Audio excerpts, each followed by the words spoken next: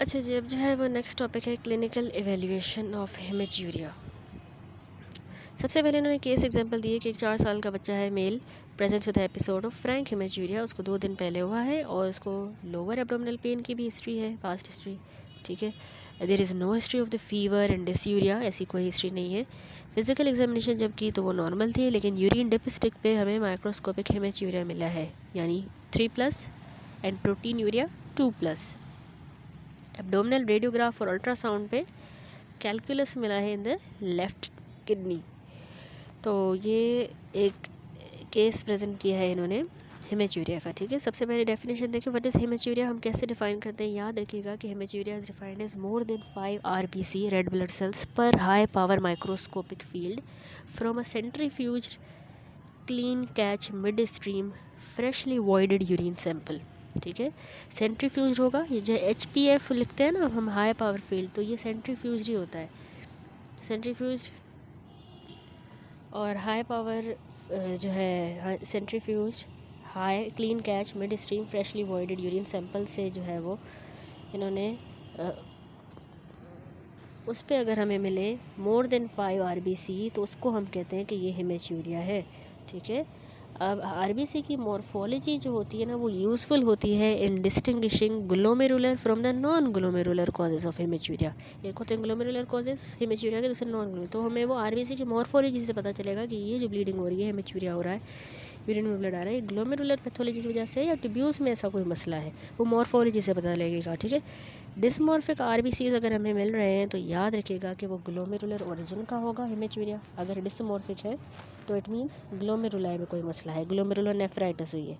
लेकिन अगर RBC की अपनी मॉर्फोलॉजी मेंटेन है तो इट मीन्स कि वो नॉन ग्लोमेरुलर ओरिजिन से। ठीक हो गया, तो यहाँ तक हमने देखा इसकी डेफिनेशन हेमेच्यूरिया की, मोर देन 5 RBC पर high power microscopic field from a centrifuge clean catch mid stream freshly voided urine sample. Then उसके अच्छा जी, उसके बाद इसने बताया है कि ब्लड इन द यूरिन में भी ग्रॉस। अब ये जो हेमेच्यूरिया है ये ग्रॉस भी हो सकता है, यानी हमें आंख से नज़र भी आ सकता है नेकेड आई से, या फिर वो ब्लड माइक्रोस्कोपिक जो भी हो सकता है, यानी डिपिस्टिक मेथड से या सिर्फ माइक्रोस्कोपिक एग्जामिनेशन से ऑफ द यूरिन सेडिमेंट ही नज़र आए। तो दोनों सूरत हाल हो सकती है, ग्रॉस या माइक्रोस्कोपिक।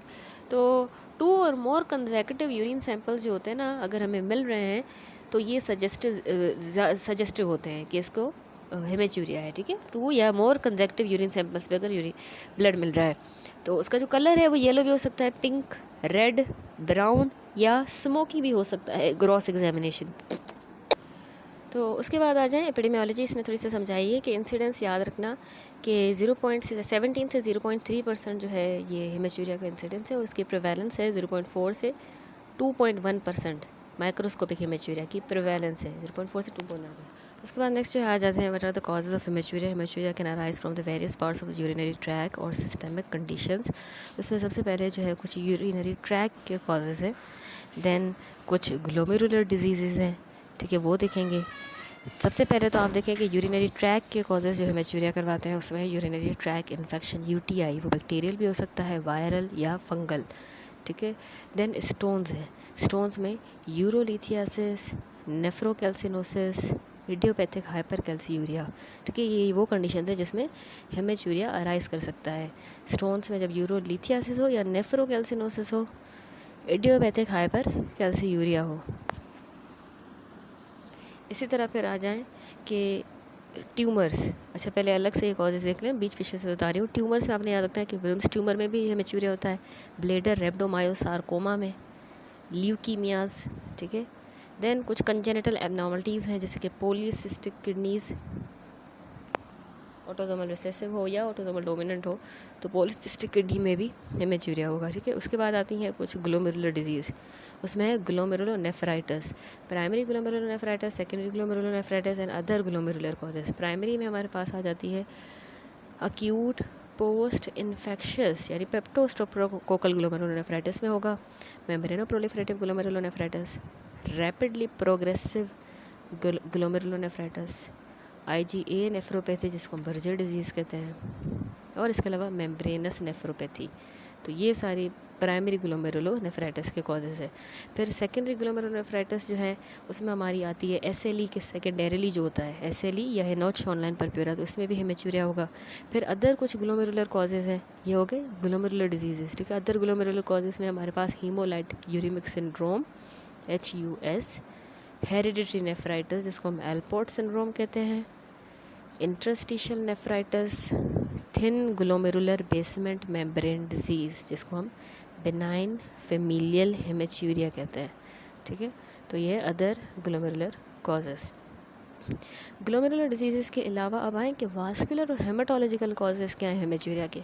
वास्कुलर में अगर किसी को वास्कुलाइटिस सिंड्रोम है या रीनल वेन में थ्रोम्बोसिस हुई है, ठीक है। इसी तरह फिर हेमाटोलॉजिकल में है coagulopathies, thrombocytopenia, sickle cell disease, ठीक है।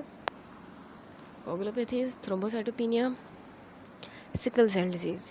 ड्रग्स पे आ जाए, ड्रग्स में कुछ साइक्लोफॉस्फामाइड्स जो है ना, ये एक्चुअली हेमरेजिक सिस्टाइटिस करवाती हैं, तो इसलिए, या केमिकल सिस्टाइटिस, ये ड्रग्स जो है वो हेमेचूरिया करवाती है। इसी तरह सैलिसाइलेट्स ड्रग्स भी, सल्फोनामाइड्स, एंटीकोगुलेंट्स, ठीक है, ये हेमेचूरिया। फिर मिस्केलिन, इसमें ट्रॉमा की वजह से होता है, एक्सरसाइज इंड्यूस्ड हेमेचूरिया भी होता है, मेंस्ट्रुएशन में भी होता है haematuria, contamination of the urine sample. Menstruation जी है, अगर मेंस्ट्रुएशन के दौरान अगर पेशेंट यूरिन सैंपल देता है तो वही ब्लड आएगा, कंटामिनेट हो जाएगा, तो ऐसा लगेगा कि हेमेचूरिया, जबकि वो मेंस्ट्रुअल ब्लड होता है, ठीक है। तो ये सारे हमने डिटेल में सारे कॉजेज़ देख लिए हेमेचूरिया के।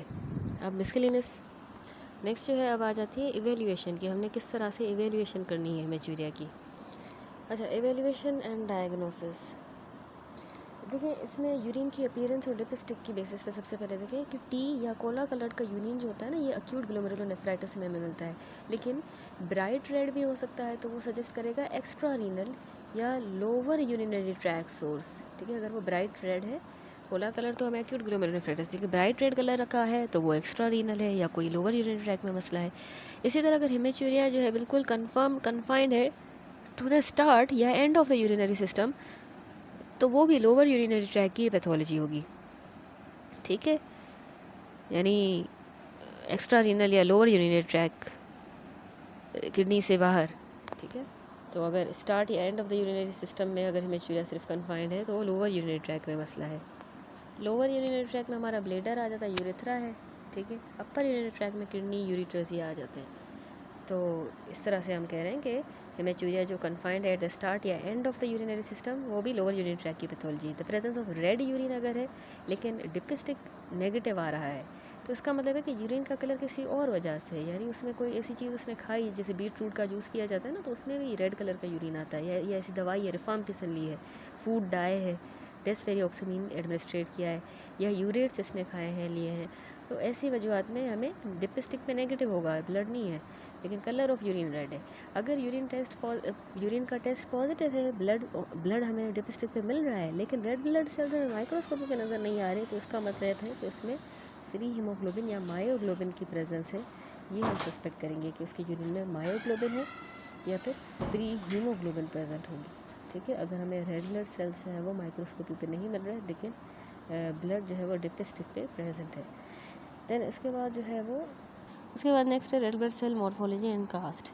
If a significant number of the red blood cells are present, यानी हमें रेड ब्लड से ज़्यादा मिल रहे हैं लेकिन हमें कास्ट नहीं मिल रही, तो इसका मतलब है कि ब्लीडिंग जो है वो बिलो द ग्लोमेरुलस है और रीनल ट्यूब्यूल्स में है, ठीक है। यानी हमें कास्ट तो नहीं मिल रही लेकिन significant number of red blood sales हैं, तो वो ब्लीडिंग ग्लोमेरुलस में नहीं है। याद रखिए, ग्लोमेरुलस में ब्लीडिंग होगी, ग्लोमेरुलस में कोई पैथोलॉजी होगी तो हमें उसमें कास्ट मिलेगी, तो यहाँ पर वो ग्लोमेरुलस और रीनल ट्यूब्यूल्स के बिलो हो रही है ब्लीडिंग। इसी तरह अगर रेड सेल्स हमें मिल रहे हैं और कास्ट नहीं मिल रही, तो ऐसा हमें कुछ पेशेंट्स में मिलता है with haematuria associated with coagulopathy and after renal trauma, यानी हमें कास्ट नहीं मिल रही लेकिन रेड सेल्स मिल रहे हैं, तो इसका मतलब है कि हेमेचूरिया इसको कोगुलोपैथी की वजह से या रीनल ट्रॉमा के बाद हुआ है। आरबीसी कास्ट अगर हमें मिल रही है यूरिन में, तो वो हेमेचूरिया को रिवील करती है, ठीक है, and are classic for the glomerular disease. ये बात आपने याद रखनी है कि जब भी हमें आरबीसी कास्ट मिलती है तो मसला ग्लोमेरुलस का होता है, ठीक है, ग्लोमेरुलर पैथोलॉजी है ये, जैसे कि अक्यूट पोस्ट स्ट्रेप्टोकोकल ग्लोमेरुलोनेफ्राइटिस है, अक्यूट ट्यूब्यूलर या कॉर्टिकल नेक्रोसिस वगैरह है, ठीक है। तो उसके बाद आता है examining the RBC morphology is important. RBC की मॉर्फोलॉजी को भी एग्जामिन करना बहुत ज़रूरी होता है। ग्लोमेरुलर आरबीसी किस तरह के होंगे, आरबीसी की कास्ट होगी, डैमेज आरबीसी होंगे, ठीक है, उनके डिसमॉर्फिक, डिस्टॉर्टेड और पिटेड होंगे, स्मॉल होंगे, इस तरह की कास्ट होगी डैमेज आरबीसी में। ग्लोमेरुलर, जो नॉन ग्लोमेरुलर आरबीसी है उनमें आरबीसी कास्ट नहीं होगी, वो नॉर्मल लुकिंग आरबीसी होंगी, याद रखिएगा। उसके बाद नेक्स्ट आता है पेन। पेन में जो पेनफुल हेमेचूरिया है वो direct injury to urinary tract की वजह से होता है। पेनफुल हेमेचूरिया, ठीक है, जब यूरिनरी ट्रैक को डायरेक्ट इंजरी हो। Painful micturition dysuria is associated with cystitis या urethritis. Loin pain is localised with acute pyelonephritis और colic radiating flank pain with the ureteric stone. यानी कि जब ऐसा किसी को पेनफुल हेमेचूरिया होता है, ब्लीडिंग हो रही है, यूरिन में ब्लड आ रहा है लेकिन पेनफुल है, उसको कोई ना कोई डायरेक्ट इंजरी हुई है, जिसको पेनफुल मिक्चुरेशन हुई है, डिस्यूरिया, तो उसको सिस्टाइटिस का मसला हो सकता है, ब्लैडर की इन्फ्लामेशन या यूरेथ्राइटिस हो सकता है। इसी तरह अगर किसी को लॉइन पेन है, लॉइन पेन यानी फ्लैंक पेन जो अक्यूट पाइलोनेफ्राइटिस को इंडिकेट करता है, तो अक्यूट पाइलोनेफ्राइटिस या colic radiating flank pain with the ureteric stone. अब आ जाएंगे हमने डायग्नोसिस किस तरह बनानी है, ये थोड़ी सी इवेल्यूशन मैंने आपको समझा दी, ठीक है। अच्छा, डायग्नोसिस में आपने एक बात याद रखनी है कि हम कंप्लीट यूरिन एग्जामिनेशन करते हैं। डिपिस्टिक होता है एक, डिपिस्टिक पे ना हम हेमेचूरिया को डिटेक्ट करते हैं, हीमोग्लोबिन यूरिया को, मायोग्लोबिन यूरिया, ये सारी चीज़ें डिपिस्टिक पे डिटेक्ट हो जाती है। हम तब कहेंगे डिपिस्टिक पॉजिटिव है अगर हमें 2 या उससे ज़्यादा आरबीसी नज़र आए हाई पावर फील्ड पे, ठीक है। फिर आता है आरबीसी की मॉर्फोलॉजी। अच्छा, आरबीसी की मॉर्फोलॉजी मैंने आपको समझाया ना कि अगर ग्लोमेरुलर मसला होगा तो उसमें हमें आरबीसी कास्ट मिलेगी। अगर कोई ग्लोमेरुलर पैथोलॉजी है किडनीज में तो उसमें हमें आरबीसी की कास्ट मिलती हैं, damage RBC, dysmorphic, distorted, pitted या स्मॉल, इस तरह के डैमेज आरबीसी। लेकिन अगर नॉन ग्लोमेरुलर कॉज की वजह से हेमेचूरिया हुआ है तो उसमें हमें आरबीसी की कास्ट नहीं मिलती और नॉर्मल लुकिंग आरबीसीज मिलते हैं, ठीक है। देन इसके अलावा कंप्लीट यूरिन एग्जामिनेशन में हमने प्रोटीन यूरिया को भी देखना होता है। याद रखें कि अगर में मोर देन 1+ प्रोटीन मिल रहा है डिपिस्टिक पे तो ये स्ट्रांगली सजेस्ट करता है कि इसको ग्लोमेरुलोनेफ्राइटिस है या इंट्रिंसिक रीनल डिजीज़ है as a cause of haematuria, ठीक है। White blood cell, bacteria and crystals, pH, ये सारी चीज़ें जो है। उसके बाद मैंने आपको बताया कि एक तो हमने डिपिस्टिक देखा, डायग्नोसिस में हम देख रहे हैं कंप्लीट यूरिन एग्जामिनेशन, डिपिस्टिक देखा, आरबीसी की मॉर्फोलॉजी, प्रोटीन यूरिया में अगर हमें मोर देन +1 प्रोटीन मिल रहा है डिपिस्टिक पे तो ये ग्लोमेरुलोनेफ्राइटिस है या इंट्रिंसिक रीनल डिजीज़ है। White blood cell, bacteria, crystal, pH, ये सारी चीज़ें हम देखते हैं। यूरिन कल्चर और सेंसिटिविटी भी करवाया जाता है। इसके अलावा एक और तरीका है डायग्नोसिस का, एक तो कंप्लीट यूरिनरी एग्जामिनेशन हो गई, यूरिन कल्चर एंड सेंसिटिविटी हो गया, दूसरा हम रीनल फंक्शन टेस्ट करवाते हैं। आरएफटीज़ में ना हमने सीरम क्रिएटिनिन लेवल करवाने होते हैं, इसी में ब्लड यूरिया नाइट्रोजन आ जाता है, यूरिक एसिड और calcium creatinine ratio. Calcium creatinine ratio जो है हाइपर कैल्सी यूरिया के लिए होता है। उसके बाद है सीबीसी, कंप्लीट ब्लड काउंट हम करवाते हैं ताकि हम इन्फेक्शन को रूल आउट करें अगर हमें abnormal white blood cell count मिल रहा है, ठीक है, या थ्रोम्बोसाइटोपिनिया हमें मिल सकता है उसमें अगर लो प्लेटलेट काउंट होगा, to exclude the haemolytic uraemic syndrome. तो इसीलिए हम सीबीसी करवा रहे हैं। एक तो इन्फेक्शन को रूल आउट कर लिया, थ्रोम्बोसाइटोपिनिया को, क्योंकि थ्रोम्बोसाइटोपिनिया हमें हिनोचोनलाइन पर्पुरा में भी मिल रहा होता है, हीमोलाइटिक यूरेमिक सिंड्रोम में भी, इन सब में किडनी में पैथोलॉजी होती है। आगे ये टॉपिक्स हम डिटेल में डिस्कस करेंगे, तो इसीलिए सीबीसी करवाना भी बहुत ज़रूरी होता है। फिर आते हैं कुछ bio clinical test. Bio clinical test में हमारे पास bleeding time, prothrombin time, activated partial thromboplastin time आ जाता है, ये करवाएंगे। सीरोलॉजी में हमने क्या करवाना है, पेशेंट का complement C3 and C4, ANA anti nuclear antibody, anti double stranded DNA antibody, ASO titre, anti streptolysin O titre. Then कुछ इमेजिंग स्टडीज़ हैं। इमेजिंग में हमने रीनल अल्ट्रासाउंड तब करवाएंगे जब ग्रॉस हेमेचूरिया हो, सस्पेक्टेड कंजेनिटल एनॉमलीज हो, to rule out the congenital anomalies and Wilms tumor in the young patient less than 5 years old. Renal ultrasound हम तब करवाएंगे जब पेशेंट को ग्रॉस हेमेचूरिया हो रहा है या फिर उसको सस्पेक्टेड जब कंजेनिटल एनॉमलीज हो तो उसमें भी हमने रीनल अल्ट्रासाउंड करना होता है। और इसके अलावा कंजेनिटल एनॉमलीज को और विल्म्स ट्यूमर को यंग पेशेंट्स में रूल आउट करने के लिए भी करते हैं जो less than 5 year old childrens होते हैं, ठीक है। तो इसके अलावा एक और इन्वेस्टिगेशन है मिक्सोसिस्टोयूरेथ्रोग्राम या IV पाइलोग्राम। ये हम वेसिको यूरेथ्रल रिफ्लक्स के लिए करवाते हैं, VOR, या कोई और अगर मसला हो कलेक्टिंग सिस्टम का जैसे स्टोन या ऑब्स्ट्रक्शन तो उसमें ये। अदर्स में आपने याद रखना है कि हम थ्रोट स्वाब करवाएंगे स्ट्रेप्टोकोकस इन्फेक्शन को रूल आउट करने के लिए। इसके अलावा रीनल बायोप्सी भी होती है definitive for the glomerular disease. Metabolic stone profile भी होती है 24 आवर यूरिन की मेटाबॉलिक स्टोन प्रोफाइल। ठीक है, ये सारी इन्वेस्टिगेशन जो है आपने जहन में रखनी है डायग्नोसिस ऑफ हेमेचूरिया के लिए। कंप्लीट यूरिनल एग्जामिनेशन की, यूरिन कल्चर और sensitivity, renal function test, CBC with smear, bleeding profile, serology करवाई, इमेजिंग स्टडीज़ करवाई। इसी तरह अदर्स में throat swab, renal biopsy, metabolic stone profile. ठीक है, अब थोड़ी सी मैनेजमेंट देख लें कि जो अंडरलाइन कॉज होगा स्पेसिफिक ट्रीटमेंट उसी का ही हमने करना है हेमेचूरिया में। एसोसिएटेड जो भी अगर कॉम्प्लिकेशन है, जैसे अगर हाइपरटेंशन है, एक्यूट किडनी इंजरी हुई है, यूरिनरी ट्रैक का इन्फेक्शन है, अनीमिया है, तो उसको जो है वो सारी कॉम्प्लिकेशंस को भी हमने ट्रीट करना होगा। ठीक है, दैट्स इट। तो यहाँ पे हमारा टॉपिक कंप्लीट होता है हेमेचूरिया।